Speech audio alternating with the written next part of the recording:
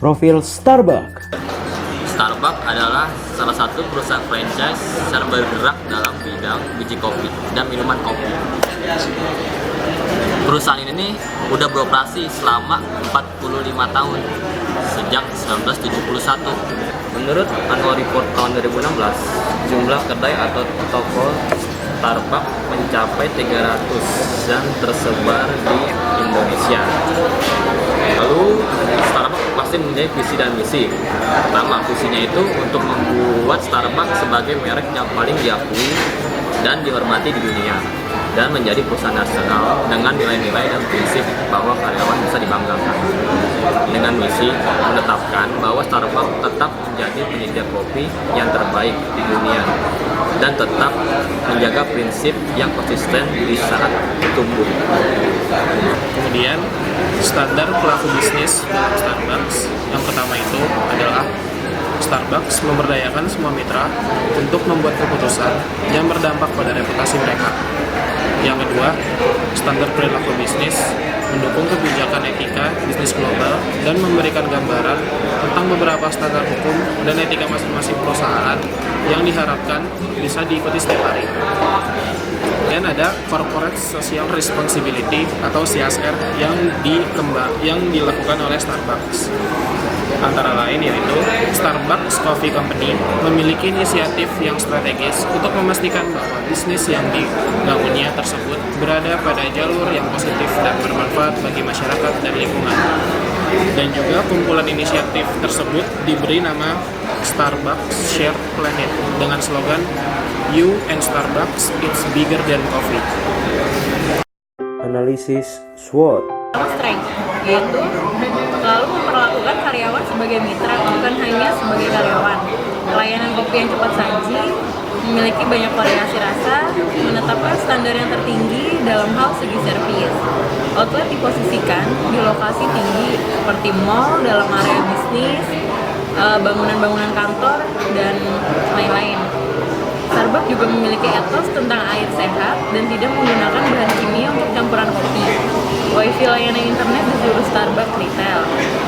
Dan yang terakhir, penerimaan semua pertanyaan, komentar, dan umpan balik di mana pelanggan dapat mengirimnya dengan email, SMS, atau hanya menginformasikan di Starbucks retail. Berikut adalah EFM Matrix dari Starbucks.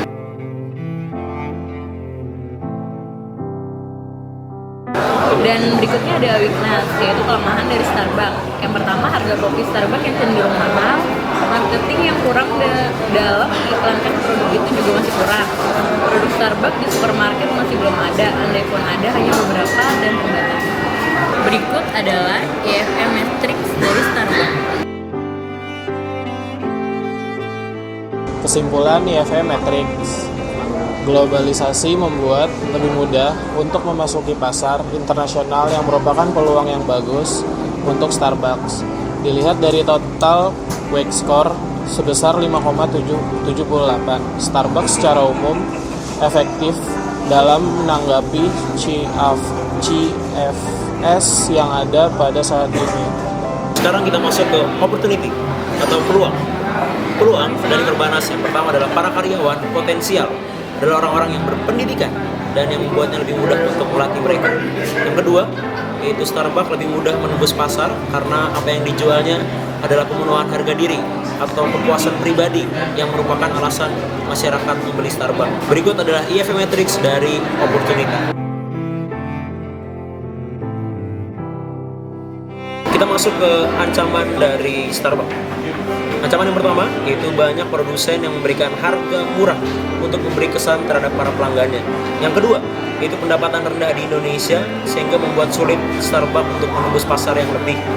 Yang ketiga ada segmentasi masalah dengan efek buruk kopi dari masyarakat.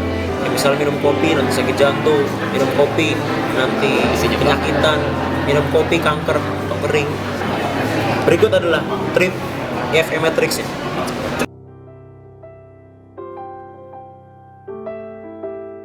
Masuk ke kesimpulan EFM Matrix nih.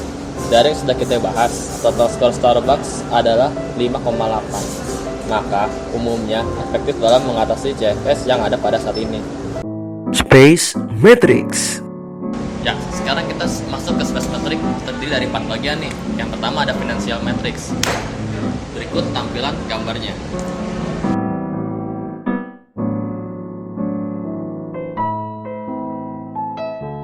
Kalau yang kedua ada apa, Mak? Nah, yang kedua ada industri strength. Ini tampilannya.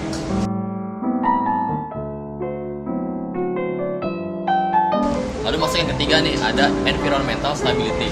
Berikut lagi tampilan gambarnya.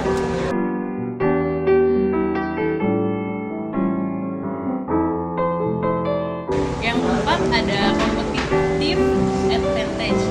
Ini dia gambarnya. Kesimpulannya ada apa? Kesimpulannya nih, dilihat dari skor Space Matrix, Starbucks berada di posisi agresif.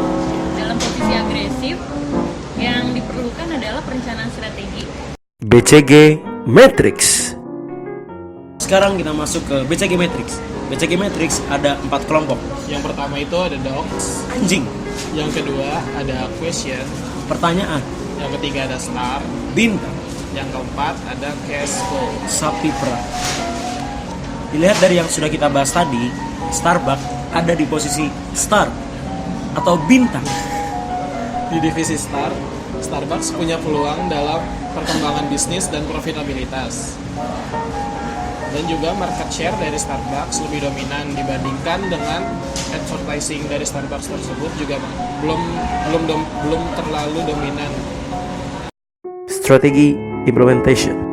Oke, sekarang kita masuk ke implementasi strategi yang dibagi menjadi 2 bagian. Yang pertama ada intensi strategi, yang kedua ada pandu. Yang kedua itu ada diversifikasi. Nah, sekarang kita masuk nih ke intensi strategi. Pertama ada market penetration, di mana market penetration ini nih dijelaskan Starbucks melakukan penetrasi pasar pada segmen hotel, grocery store, school, bisnis, industri kafetaria, and airlines. Terus yang kedua itu ada market development, yaitu pengembangan pasar. Dan itu Starbucks juga mengembangkan pasarnya, mengembangkan tokonya itu ke tempat-tempat baru yang belum pernah dia buka, kayak misalkan ke daerah sesuatu atau negara baru gitu. Jadi Starbucks makin dikenal gitu. Di negara lain kali ya. Iya. Terus kita masuk ke produk development nih. Starbucks menambahkan produk minuman jus, smoothies, and teh. Dan yang terakhir itu ada diversifikasi, yaitu Starbucks membuat berbagai macam produk mulai dari segi minuman kopi maupun non kopi. Kesimpulan dan rekomendasi. Kesimpulan dari Starbucks yaitu ada 3 faktor kunci utama kesuksesan. Yang pertama, kualitas yang luar biasa dalam hal kopi. Yang kedua apa? Servis yang bagus yang diberikan oleh Starbucks dan juga perkembangan toko-toko di seluruh Starbucks. Sekarang kita masuk ke rekomendasi strategi yang kami berikan untuk Starbucks. Yang pertama, itu peluncuran kopi dalam kemasan saset atau kemasan. Dijual di toko-toko dalam kemasan saset itu pasti lebih bagus. Yang kedua ada rekomendasi yaitu penurunan harga kopi. Nah, yang ketiga itu meningkatkan sosialisasi dalam bentuk iklan.